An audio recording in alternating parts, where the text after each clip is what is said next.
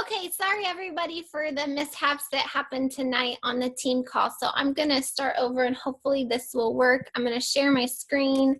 And today I'm going to be talking about blooming where you're planted.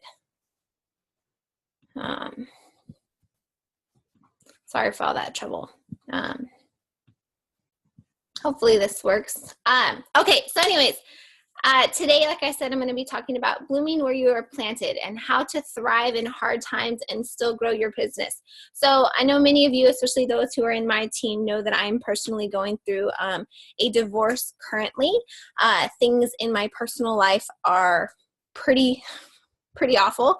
I haven't shared everything publicly, openly on social media. That I haven't come out and said, I'm going through a divorce. This is what's going on in my life. But I am still doing the best to bloom where I'm planted and to grow my business in these hard times. So today I'm going to kind of give you some tips, share a little bit about how I'm doing this, and hopefully inspire you if you are struggling in your own rocky soil. So first things, I love this quote, bloom where you are planted. I actually have it in my house on a thing on my wall, because you don't always get to choose how your life is going to go, but you always get to choose your attitude about where you're at and how you handle things. So you have the choice to bloom where you're planted.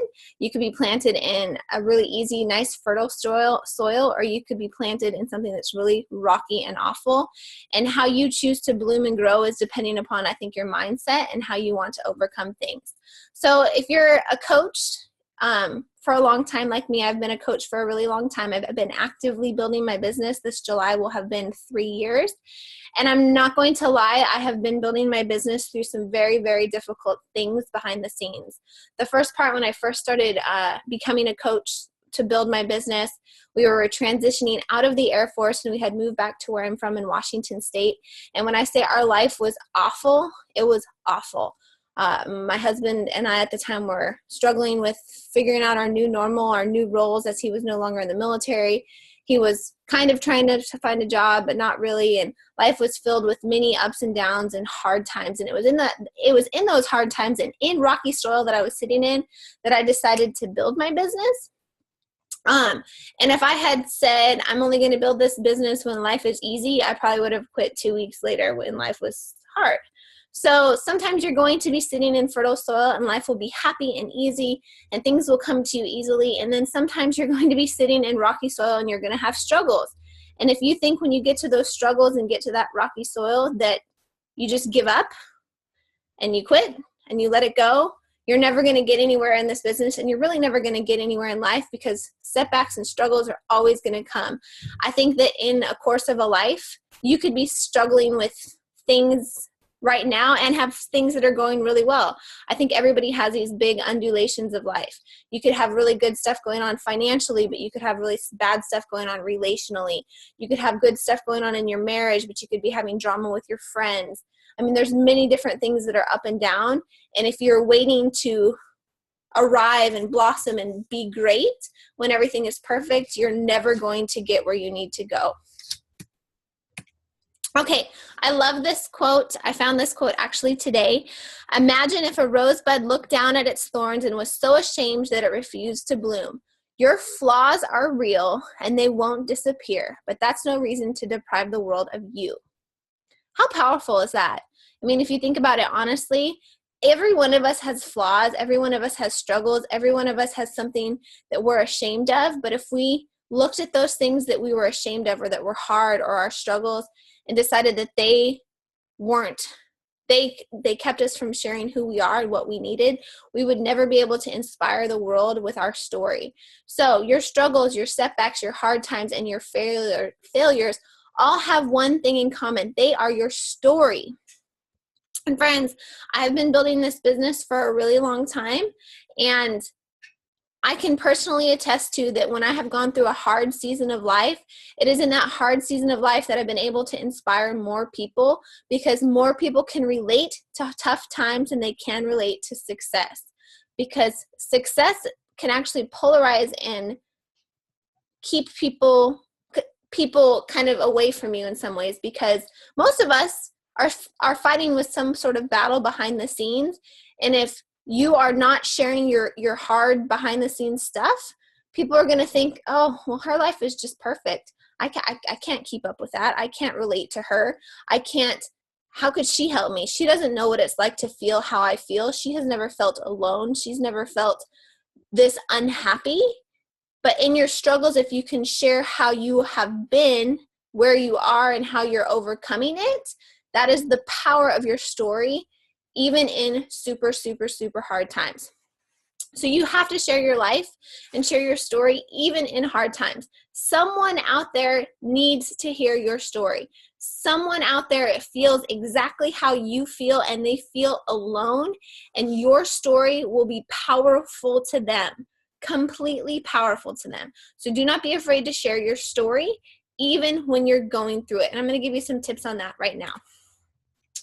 I love this quote too. Sometimes when you're in a dark place, you think you've been buried, but actually you've been planted. And isn't it true? Sometimes we're in the darkness, and it's so hard when you're going through a hard time of your life, and you're thinking, I can't even see the light at the end of the tunnel. All I see is dark. All I see is tough stuff ahead. I can't even fathom getting through that. But imagine if you wake up every day in that dark place that you're in, and you think, okay, I'm not buried. This isn't going to be like this forever. I'm being planted. Something good is going to come of this. Because my friends, like I said, I'm going through something that's really, really hard. And there are days where I absolutely positively do not want to get out of bed. But every single day I tell myself several times a day, this isn't my forever. How I feel right now is not how I'm going to feel forever. So I can get up today knowing that today this isn't going to be how I will feel for the rest of my life. It's hard right now, but I can get through today. And sometimes you have to just get through that one day and that one day alone, and in order to move forward. So sharing your story in rocky soil, it's hard. I'm not going to lie. It is hard, because I think the knee-jerk reaction is when you're suffering through something, marriage issues, parenting issues, drama with friends, financial stuff, whatever you are suffering with, your knee-jerk reaction is to just close up and not talk about it at all, because it hurts and it's hard and it's vulnerable to tell people what's going on, because it lets down that facade of it, you have it all together. But like I said before, it's in being open, honest, and real that you're able to share and help other people. So it's okay to not tell the whole story while you're in it, especially if it's going to incriminate or be like, for me, I'm going through a divorce, and I just feel like it publicly, I don't need to say every single day that I'm going through a divorce. I think it's very important for me to share that I'm having a hard time with stuff, and people can sense that, but they can see how I'm leaning on my faith, leaning on my friends, leaning on my kids and my family through something that's hard. And I'm trying to show people that I'm getting through it one day at a time. I'm not trying to pretend that things are perfect, because I can't pretend that things are perfect. That would be fake. But it's okay to say, I had a hard time getting out of bed today, and I had a hard time pushing play on my workout, and I had a hard time getting started. But this one routine of doing this every single day has helped me. Why? Because somebody else out there is having a hard time getting out of bed, and somebody else out there feels exactly how you feel. And if they can see that you feel how they feel, yet you still accomplished something small and it gave you a small sense of accomplishment, that's powerful. So powerful. So you have got to still share. I also think it's important when you're going through a hard time not to just use Facebook and social media as a place to complain. I hate when people complain about every little thing on social media. Don't complain or give personal details that you're not ready to share, but share in a way where you're trying to have a positive light. Try to have a positive upswing to your posts. I felt this way. I feel down about such and such, but I got in my Bible and I read this, and now I feel this. Or I talked to a friend and this is how I feel. Or I did my workout and this is how I feel. Try and have a positive upswing to all of your posts. And when I have a hard time having a positive upswing, what I do personally, I've been doing this for almost 3 years, I write my posts as if they were speaking to me. What would I want to hear right now from my very best friend so I could feel better? And I write it in a perspective that it would speak to my heart, so it would help me, because I'm speaking to an audience of people who feel like me. So I speak to it like I would want my friend to be like, Ashley, it's going to be okay. This feeling is temporary. This isn't your forever. You're going to overcome this. It might be hard right now, but this hard isn't your forever. Write your post in a way that you are speaking to yourself, because yourself is really your audience. So you will connect to so many other people because you're sharing your heart so much. Okay, this is something that I've had to really have a lot of come to Jesus moments through in the last couple weeks. A flower does not think of competing with the flower next to it.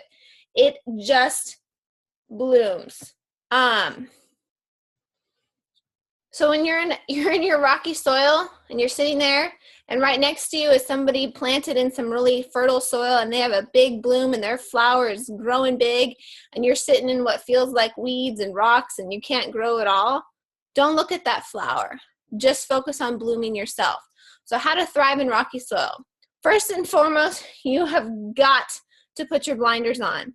You have got to just look at your situation, because it's so easy when you're building a business and you're building stuff on social media to look at another coach and be like, I don't know how they're doing it. How are they so positive all the time? And how are they getting Success Club 1,000,000? And how are their challenge groups rocking? And how are they adding all these coaches? I can't do any of that. Where am I going? This is awful. I'm a failure. You see how it spirals out of control when you are comparing and competing with coaches around you?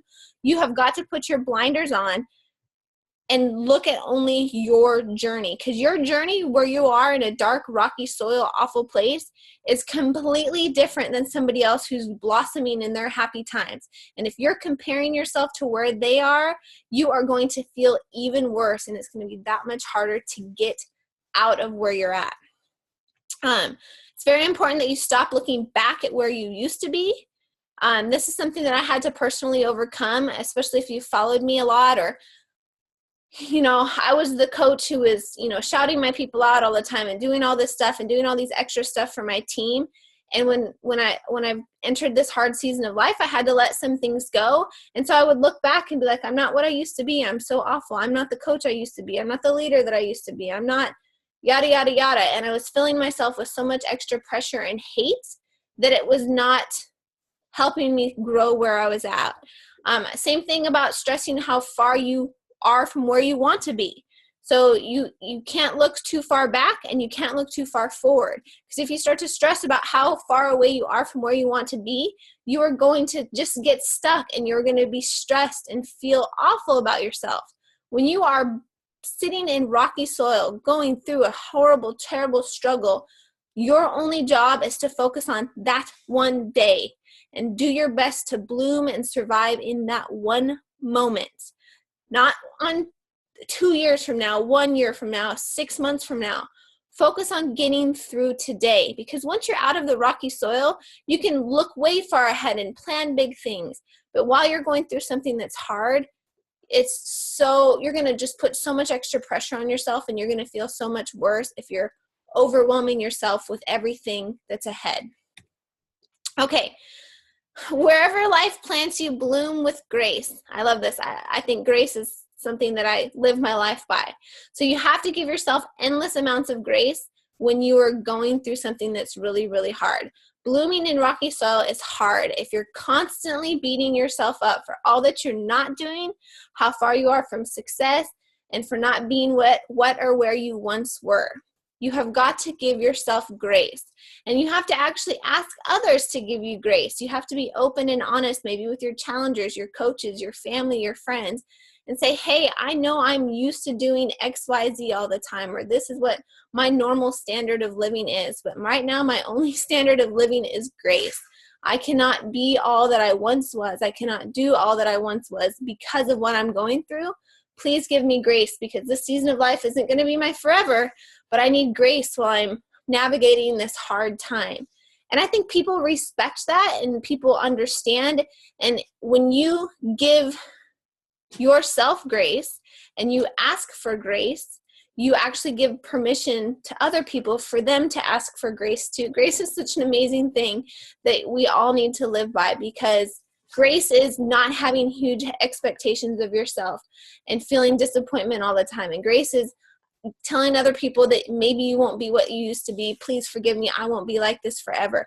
Grace gives you the leeway to just breathe. Okay. Every flower must grow through dirt. Isn't that true? Every flower must grow through dirt. So we're all going to grow through hard times. Every single one of us are going to grow our business through tough and hard times. So how do you grow your business in rocky soil? This is what I've been doing. I've been in some rocky soil recently. You have to go back to basics. Basics. Like this first stuff you do when you first become a coach. So for me, I'm consistent with posting on social media, no matter what. Every single day, I'm still posting on social media. Am I doing an ad training or doing Instagram training or doing all these extra things that I'd love to do? No, I'm literally back to basics. Social media posting. I'm messaging and connecting with people every single day. I'm still doing my basics. I don't know what your number looks like, but my goal is to connect with 15 prospects a day, 4 customers, 3 coaches, and I want to invite about 5 people a day. I do that consistently every single day, no matter how I feel. I just do it. That is my non-negotiable. I'm going to do it. And if I skip a day because I don't feel like it, then the next day I try and make up to it with numbers. Social media, messages. I'm still running challenge groups and trying to invite to the coaching opportunity, but I have it back to basic. I'm not running big coach training groups. I'm not running huge sneak peek events for my team. I'm not doing these big extravagant things that are overwhelming. I'm literally focusing on only my business and my business only, and then trying to help my team in small doses as well. Winnie, Dixie, take care of yourself. Nobody's going to take care of you. You have got to take care of you. So every single day, you got to drink your shake. Even when you don't want to drink it, you have to drink it. You've got to do your workout, even when you don't want to work out. And you've got to read your personal development, even when you don't want to do personal development. You've got to do those basics every single day and then take care of you. Because if you're not taking care of you, you don't have any right to ask somebody else to take care of themselves. So that's what I say. In order to have integrity in this business, I can't say, hey, join me in this challenge group, drink this shake, and do this workout if I'm not doing the same thing. That's fake, phony, and awful. Don't do that. You will feel better having had at least one. And personally, my nutrition has been awful. I either don't want to eat anything at all, or I want to eat everything in sight. So every single day, that dang shake is the most healthy thing I eat every day. Man, sometimes it might be the only thing that I eat that day, and it's my nutrition. And sometimes it's the only healthy thing I eat that day because of what's going on. Drink your shake, work out, personal development. Especially personal development, because if you're going through a hard season of life, your mindset is down. You are more vulnerable to self-doubt, self-loathing, self-hate.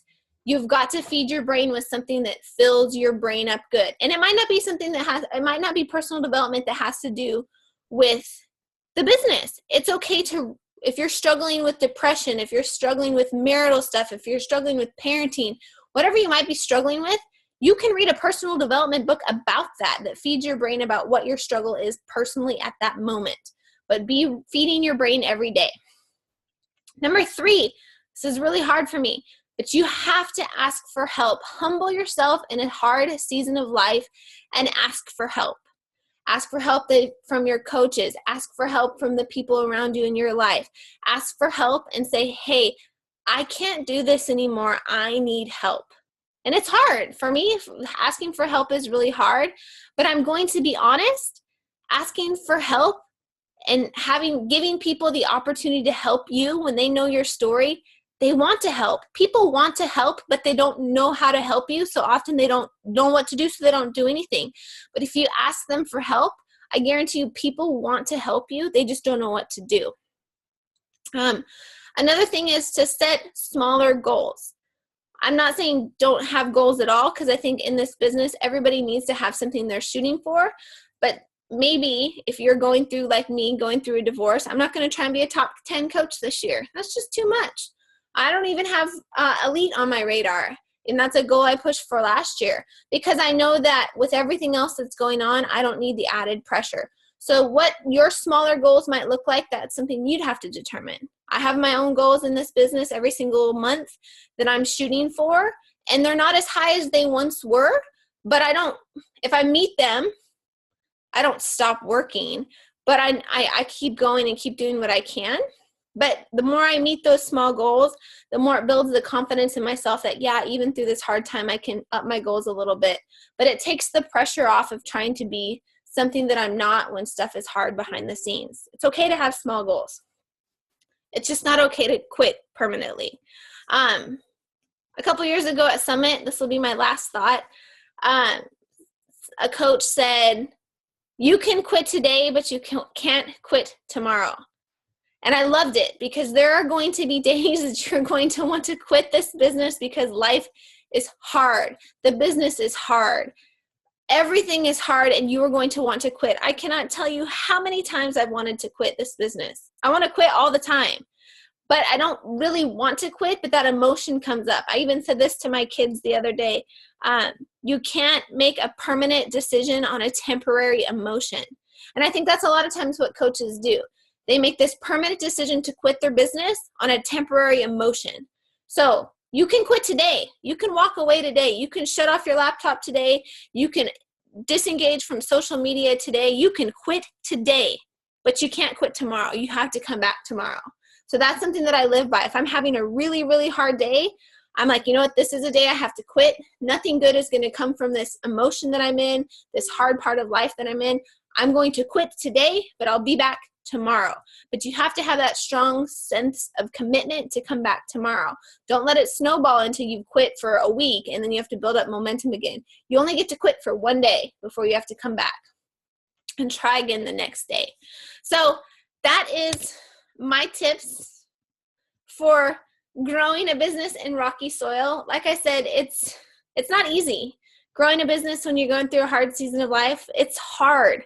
And it's humbling to lower your expectations of yourself and to lower your goals a little bit. But lowering your goals and lowering your expectations might not get you where you want to go as fast, but it's certainly going to get you somewhere, whereas quitting will get you nowhere. So you have to have that mindset that, hey, I might not be getting where I want to go as fast as I want to get, but quitting will get me nowhere. So I'm going to ride this out, have faith that this isn't my forever, and I'm going to keep going no matter what. If you need any help or if you have any questions or if you're struggling with something that's super, super hard and you just want somebody to talk to, like that's my specialty.